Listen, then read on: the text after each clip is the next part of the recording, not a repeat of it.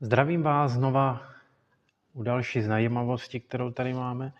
A kdo sleduje příběhy, tak ví, že zrovna teď v další zakázce vyrábíme postele. No a máme tady, pak vám to ukážu v detailu, máme tady řešení rohu té postele.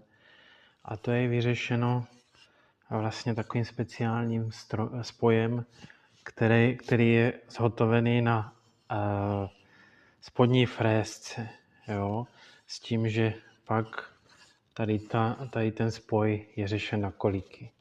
Jo, a tady vlastně přijde jeden díl postele a na to přijde takhle druhý. Takže se pojďme podívat na detail. Takže detail máme tady, jo.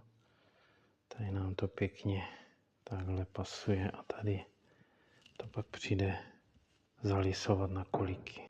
No a tady takhle to pak funguje.